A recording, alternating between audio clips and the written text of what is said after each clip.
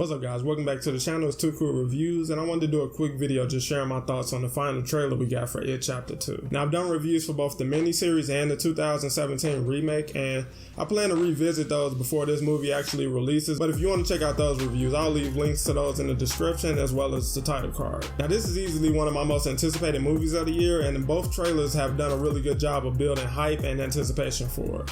Like, they show a lot of things that seem to hint that things are going in a different direction than both the novel and the miniseries. And as a fan of the book, I'm interested. I would love to see so much of that be portrayed on screen, but I just don't feel like film is the right medium for that. Even when they split it into two parts, there's just so much from that book that gets left on the cutting room floor or not included at all. And I feel like the best medium for that will probably be like a Netflix series similar to Stranger Things, where you have about 8 to 13 episodes that really just flesh the story out, flesh out the characters, include all of those important details that make the story what it is and as great as it is. But when you're trying to do that with film, I really just feel like they don't have the time, and they can't commit that kind of screen time to fleshing out every character and showing everything that makes those characters important. So I feel like they really made the best choice, which kind of going their own way with this, and a lot of people were disappointed with the climax of the original miniseries. So hopefully they are going in a different direction with the final climax here, and I'm looking forward to seeing how that turns out. One of the big things that I noticed with the trailer was the fact that it seems that Mike is going to actually be included in the final confrontation this time,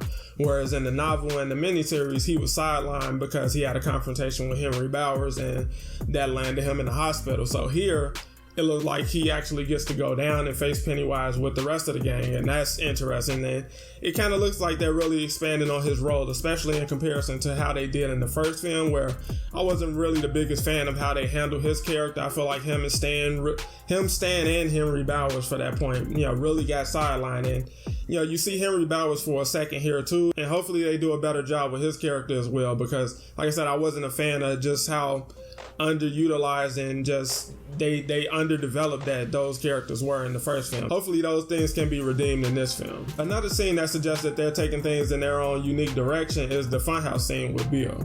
He follows a kid in there, and he runs into Pennywise, and it's a mirror house, so you can't just walk in a straight line. It's really hard to navigate in there, and you see Pennywise terrorizing the kid for a second, and I'm really intrigued to see how that scene wraps up, and whether or not that's an illusion, because Pennywise, he kind of plays games, and that may be or may not be there, and I really want to see if that's actually an illusion, if like he's just psychologically tormenting Bill, or if actually there is a child in that situation, and will Bill ultimately be able to save him, or how that whole scene will play out. So I'm really looking forward to seeing how that turns out. Another thing that really has me excited is the inclusion of Adrian Mellon from the novel.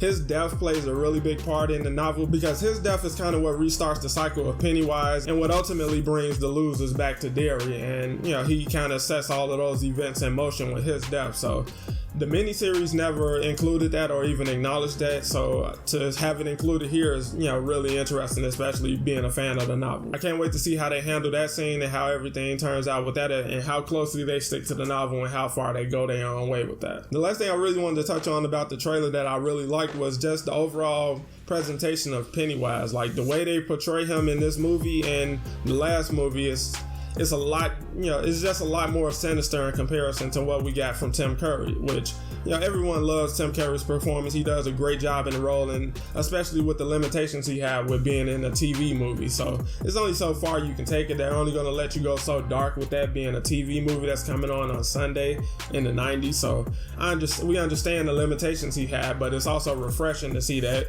Bill Skarsgard is not limited in that way, and they do get to show Pennywise be a lot darker and more sinister and sadistic than, similar to how he's represented in the book. So I'm really looking forward to that. But on the flip side, there are some negatives to the way they portray Pennywise in these newer films. You see it for a second when Adrian Mellon is approaching him in the sewer, and I'm just personally not a fan of that effect, and they kind of used it a couple times in the last movie, and I just wasn't a fan of it. You see it a little bit when Richie was trapped in a room with him, when you see all the dolls and things like that. I'm just not a fan of how that effect looks. Also when I first saw the scene of him licking the glass, my first reaction to that was just kind of, this is silly, and it kind of took away from his reveal in that scene, where instead of it being shocking or scary or intimidating, it just kind of came across as silly, and it's like, okay, we're using more of these silly effects. So although after watching the trailer a couple times, it does, you know, it does work a lot better in my opinion. It's just my initial reaction to it was just kind of like, all right, we're going a little too silly with this kind of stuff.